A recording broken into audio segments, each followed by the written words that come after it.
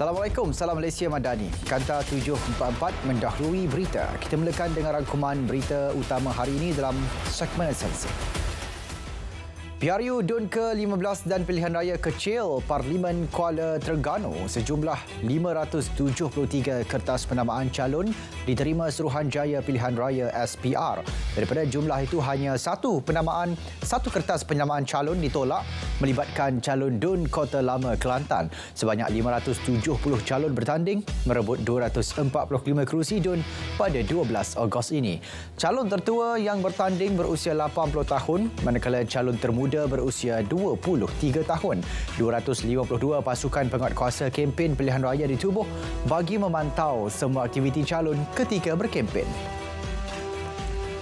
Proses penamaan calon bagi PRU DUN ke-15 dan PRK Parlimen Kuala Terengganu berjalan lancar dan terkawal tanpa sebarang insiden tidak diingini dilaporkan. Ketua Polis Negara berkata menerusi pemantauan polis ke atas 173 pusat penamaan calon juga mendapati tiada sebarang provokasi dikesan daripada penyokong parti-parti politik serta individu yang bertanding. Polis juga membuat tinjauan menggunakan drone di 6 negeri yang akan digunakan untuk memantau perjalanan pada hari pengundian. Perdana Menteri berpuas hati dengan kelancaran proses penamaan calon PRU DUN ke-15 di 173 pusat penamaan pagi tadi. Beliau berharap semua pihak berkempen secara tersusun, sopan dan beradab. Perdana Menteri terdahulu memberi sokongan kepada 3 calon di DUN Sungai Tua, Hulu Kelang dan Gombak Setia dengan menyertai perarakan perpaduan Gombak. PDRM dan SKMM akan memantau platform media sosial sepanjang berkempen. Ia bagi membantu memastikan undang-undang negara dihormati dan tiada pelanggaran sepanjang tempoh berkempen PRU DUN ke-15 kali ini. Menurut Menteri Komunikasi dan Digital, garis panduan komuniti yang ada pada setiap platform media sosial akan secara automatik diaktifkan apabila berlaku pelanggaran atau aduan oleh orang ramai. KKM akan teliti semula semua SOP COVID-19 pada hari pengundian PRU DUN ke-15. Jelas menterinya, ia dimuktamad dalam tempoh terdekat. Penelitian giat dilaksana bersama pihak SPR. Mereka yang bergejala digalakkan pakai pelitup muka dan amalkan langkah pencegahan untuk elak jangkitan sepanjang tempoh berkempen dan hari pengundian.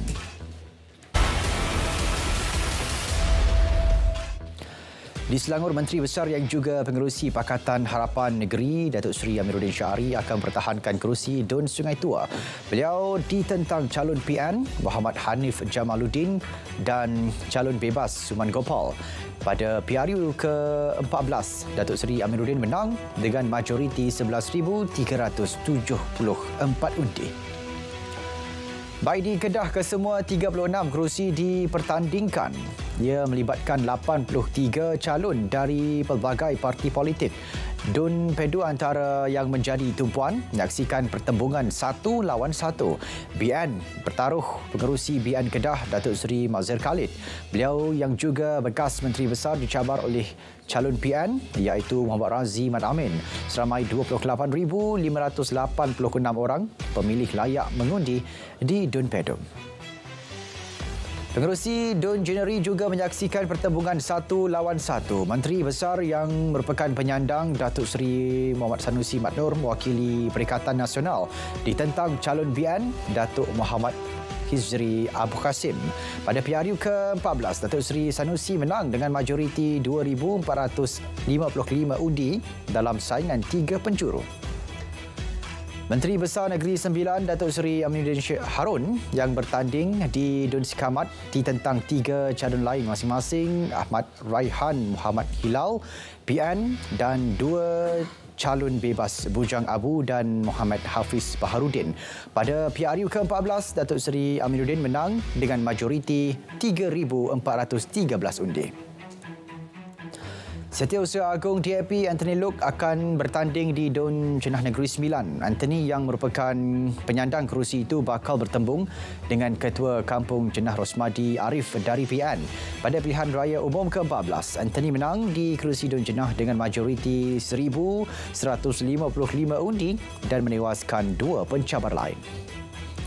Baik, di Gua Musang, Kelantan, proses penamaan calon bagi kerusi Dun Negiri, Paloh dan Galas berjalan lancar. Bagi Dun Negiri, penyandang Abdul Aziz Yusof akan bertanding bersaing dengan Muhammad Azizi Abu Naim dari PAS.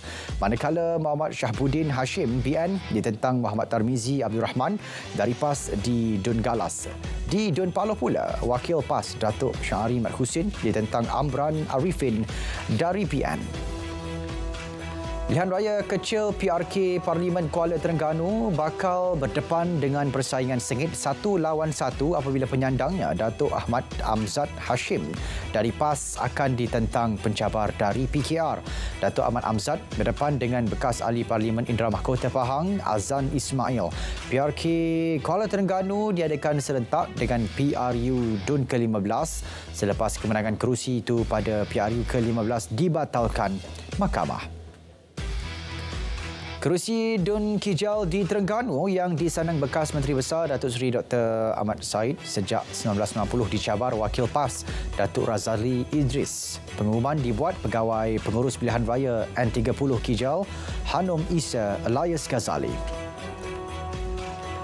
Kerajaan mengalu-alukan platform media penyiaran untuk menganjurkan program debat antara calon-calon yang bertanding PRU Dun kali ini. Menteri Komunikasi dan Digital berkata program seumpama itu amat digalakkan kepada mana-mana platform media rasmi serta arus perdana untuk dipertonton kepada rakyat selaras dengan amalan demokrasi di negara ini. 5 individu yang terlibat dalam pergaduhan di jalan raya di Tanjung Rambutan, Ulu Kinta pada Khamis lalu dikesan. Pergaduhan menggunakan rotan terbabit tular menerusi aplikasi WhatsApp. Ketua Polis Daerah berkata, siasatan awal mendapati insiden berlaku pada pukul 5.30 petang dan punca kejadian masih disiasat. Kes disiasat Seksyen 148 Kanun Keseksaan iaitu merusuh dengan menggunakan senjata. Orang ramai mempunyai maklumat boleh menghubungi nombor telefon tertera bagi membantu siasatan. Polis Port Dickson menasihatkan orang awam tidak melakukan sebarang provokasi sepanjang tempoh kempen PRU Dun ke-15 ini bagi memastikan keselamatan serta keamanan dalam kalangan masyarakat. Polis juga akan menjalankan pemantauan sehingga hari mengundi pada 12 Ogos nanti. Proses penamaan calon bagi negeri Selangor juga terkawal dan berjalan lancar. Seramai 6,998 petugas PDRM kontingen Selangor ditugaskan di 43 lokasi pusat penamaan calon tersebut hari ini. Semua calon bertanding diingatkan tidak menyentuh isu 3R di sepanjang tempoh berkempen. Orang ramai juga dinasihatkan tidak melakukan sebarang provokasi yang boleh mengganggu-gugat keselamatan dan ketenteraman awam. Seorang lelaki dipercayai cuba menerbangkan drone di Pendang pada hari penamaan calon ditahan polis. Lelaki berusia 24 tahun itu ditahan oleh pasukan Ops Cantas kerana menerbangkan drone di atas penyokong sewaktu penamaan calon di daerah itu. Lelaki itu ditahan untuk siasatan lanjut. Alat penerbangan yang digunakan turut dirampas. Prasarana bekerjasama dengan PDRM bagi mengesan seorang lelaki yang menceroboh trek LRT dan cuba mencabul seorang penumpang wanita di stesen LRT Maluri pagi semalam. Rapid Rail Sdn Bhd maklumkan dalam kejadian kira-kira 7.58 pagi itu, suspek yang dipercayai mengalami gangguan mental disyaki menceroboh trek LRT menerusi platform 1 ke platform 2. Dia kemudiannya cuba mencabul seorang daripada wanita yang sedang menunggu tren di platform berkenaan. Kerjasama antara APMM, Badan Keamanan Laut Republik Indonesia, Bakamla dan Singapore Police Coast Guard SPCG merupakan salah satu usaha meningkatkan pertahanan di perairan Selat Melaka dan Laut Cina Selatan. Kerjasama itu juga dapat meningkatkan semangat ASEAN agar tidak mudah dipengaruhi oleh negara luar. Pengarah Bahagian Penguatkuasaan dan Penyelarasan Maritim berkata, persefahaman bersama rakan strategik juga akan dapat mempercepatkan proses koordinasi terutama melibatkan operasi pencarian. Projek menaik taraf infrastruktur melibatkan kawasan tepian sungai dari Brook Dockyard sehingga ke Satuk akan dimulakan tahun ini. Primer Sarawak berkata pelaksanaan projek berkenaan yang dijangka mengambil masa 4 tahun untuk disiapkan. Ia dianggarkan menelan kos berjumlah RM160 juta. Kerajaan Sarawak akan menyalurkan peruntukan awal sebanyak RM10 juta untuk projek tersebut. Universiti Malaysia Pahang kini dijenamakan sebagai Universiti Malaysia Pahang Al-Sultan Abdullah UMPSA.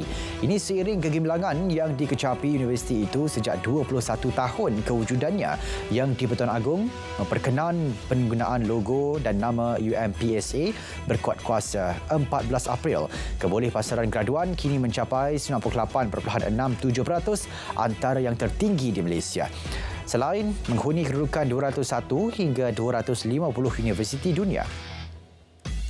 Dana tambahan RM5 juta diperuntuk kepada Kerajaan Negeri Melaka bagi promosi serta menjalankan pelbagai aktiviti sempena Tahun Melawat Melaka 2024.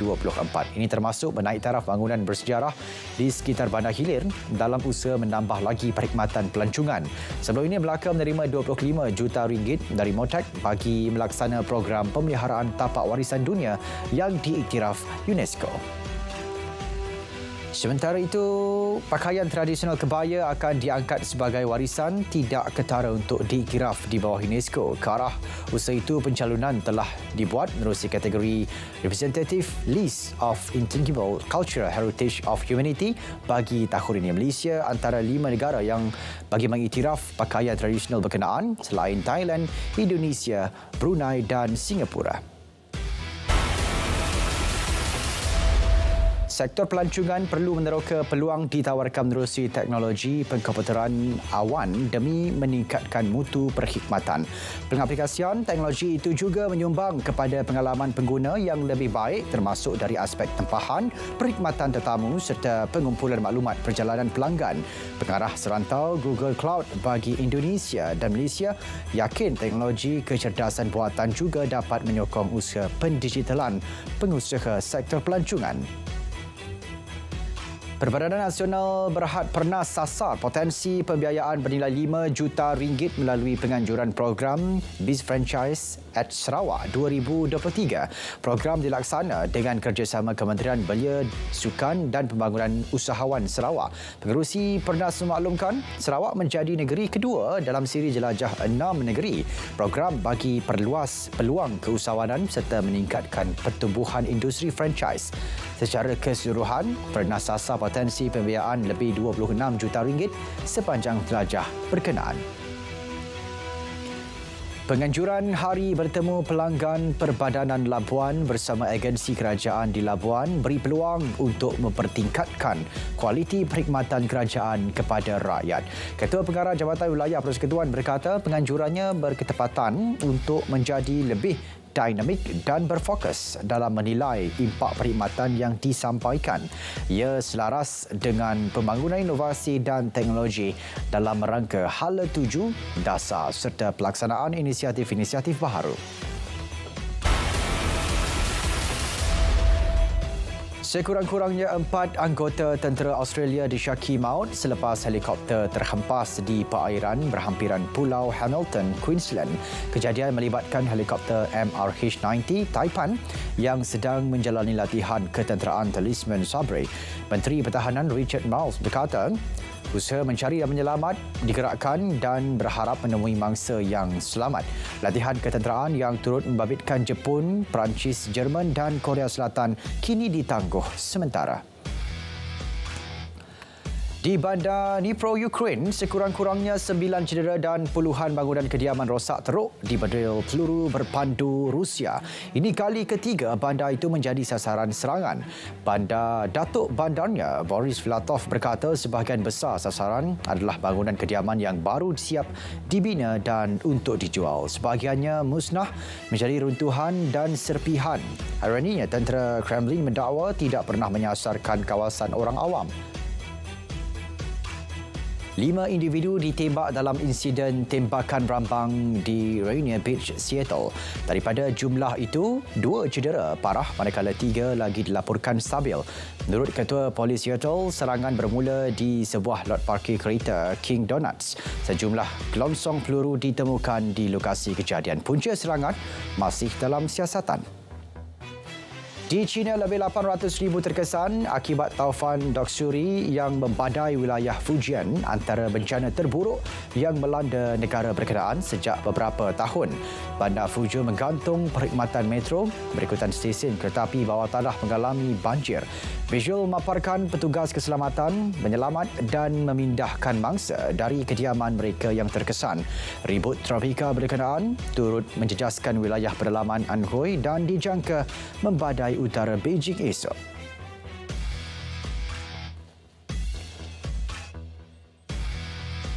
Saudara, Kanta 744 berakhir di sini. Menyusul selepas ini berita perdana bersama Faris Izzat dan Syuhaida Arifin untuk paparan lebih komprehensif. Saya Syarul Islam. Assalamualaikum. Salam Malaysia Madani, Tingkat Perpaduan Penuhi Harapan.